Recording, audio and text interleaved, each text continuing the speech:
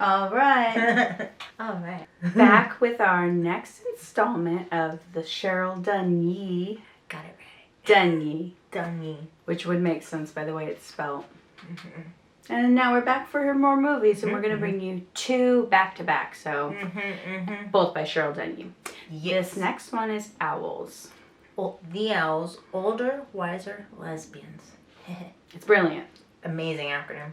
And so, 2010, co-written by Cheryl Dunye and directed by her. We've never seen it. No. Completely intrigued. We're finding different synopsises online. Yeah, so it varies. It's going to be a surprise either way. Exactly. So I'm very excited to see. So Watermelon Woman and... Stranger Inside. Right. So we have 96, I believe, and then 2001, and now 2010. So it's a really awesome progression also throughout the years. So I'm really excited to see that. Yeah, I'm really happy that she's continued to make movies, and so so we're gonna go watch the movie. Yeah. We'll show you some clips from the movie. What seems to represent it. And then we'll be back with our review. Yeah, and some thumbs. We'll let you know how it is. We'll let you know how many thumbs it gets. Yeah. If any. Hopefully so. All right. We haven't given any films no thumbs yet. No. One has gotten half a thumb. All right. Yes. Let's go. All right.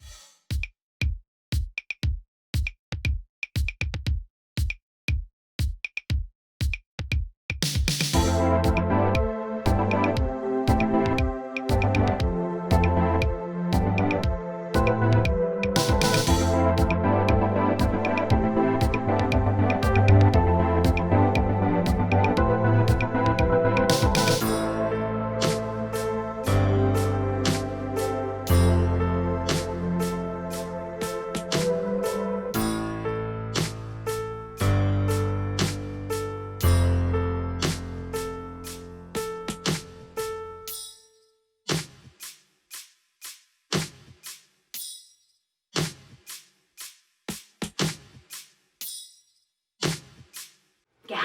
Awesome. Yeah. So that was The Owls. It was The Owls, not just Owls. It was The Owls. Yes, it is The Owls, because when you just search owls, it returns a bunch of National Geographic, So the movie Owl, The Owls. So apparently both descriptions were correct. It is about a band.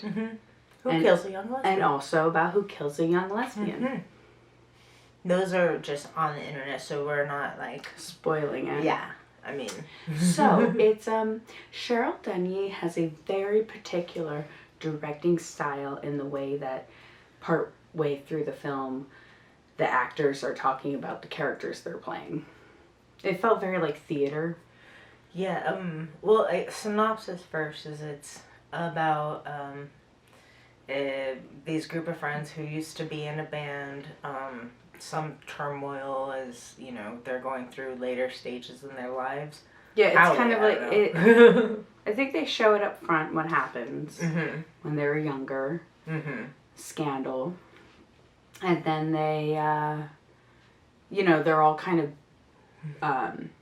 their friendship is kind of based in this thing that happened, and so... The secret that bonds them all together. Right, but it's also eating them alive.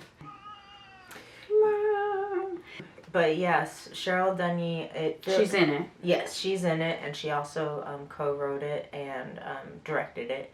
And she has a definite style.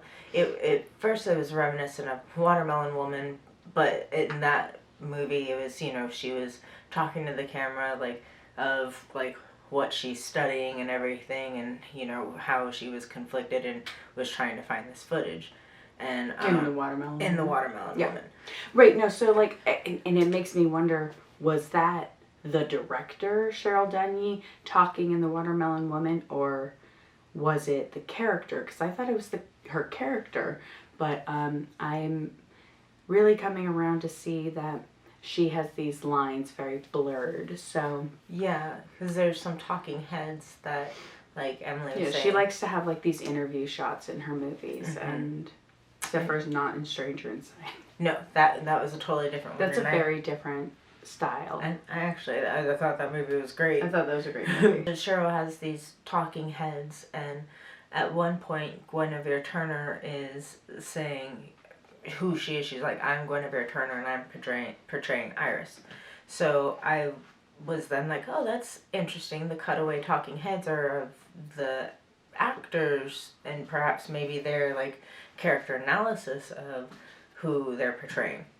And that was very confusing because it honestly made me think the movie was over.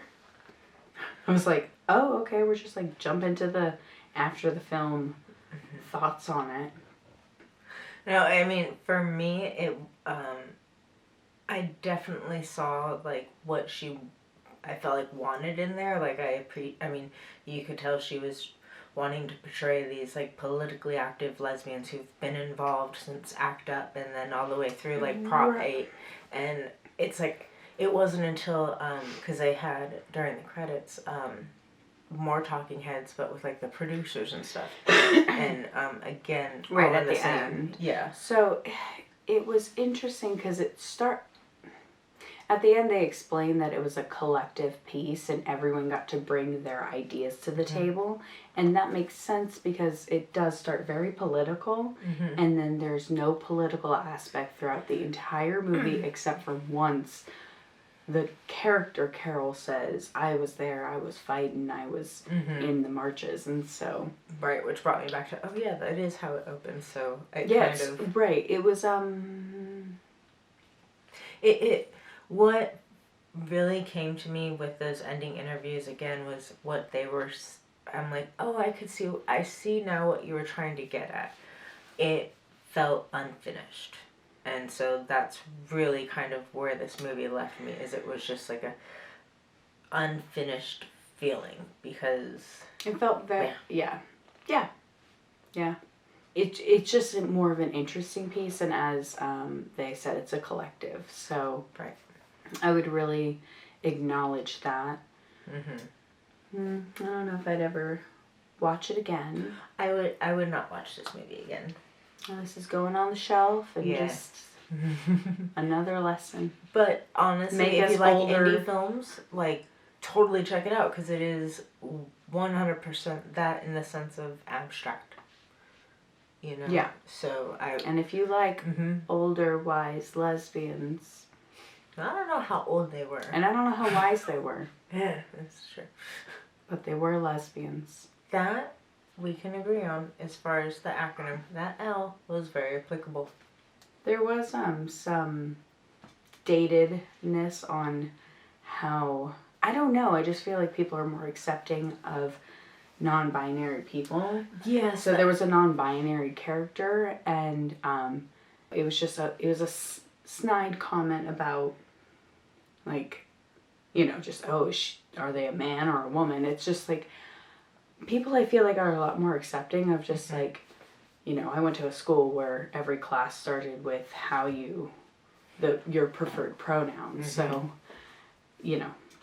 Yeah, that was another thing that in the movie I kind of didn't, this is 10 years ago, it was 2010, and it's really interesting what's happened in 10 years ago, because I feel like in 10 years ago, like, it was just this kind of emergence of, like, you know, the trans rights, and it's like, you know, we are the T in LGBT, and it was like, you know, yeah, like, we need to all be represented, and in the end interviews, they were talking about that, which then brought me to, like, okay, so there was more political motive to it.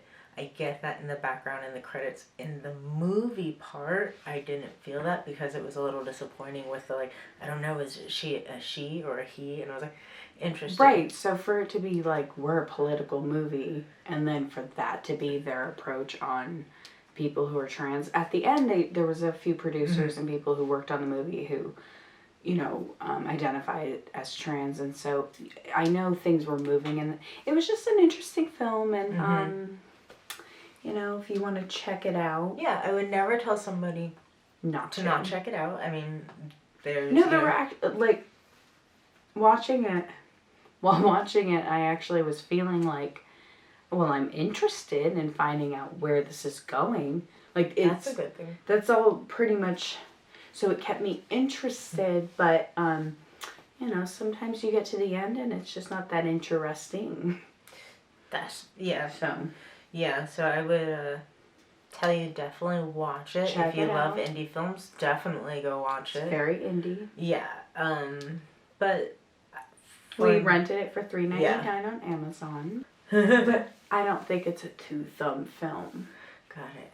All right, we have Heavenly Creatures at 2 thumbs. Is it a half-thumb film or one thumb? It's a 1-thumb film because I feel like I can give it a half. Yeah, so we're gonna go with a full thumb but 2 halfers. Well, yeah, maybe 1.5. It feels pretty cruel to only give it 1 thumb. Yeah, so I would, because again, yeah. So but is that half a thumb just an insult?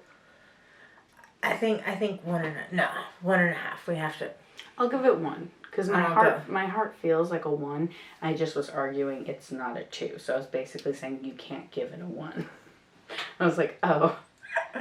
Got it. We can't vote on a 2-thumber, but it's about a 1.5. Okay. Well, 1.5 for sure. Thanks, Cheryl Dunye. Yeah, thank you so much. It was really great to watch and just... We saw the trailer for the next one we're going to watch called Mommy's Coming. It seems pretty wild. Pretty wild. And I'm just going to go along this Cheryl Dunye roller coaster. Yeah, and this one's 2012, so 2 years even after now. So I'm really curious. It's going to be good. Yeah. All right. All right. We'll see thank you guys. You. Yeah. Make sure you... Bye. Make sure you... yeah, I'm not doing that. No. All right. Thanks, guys. Thanks, guys.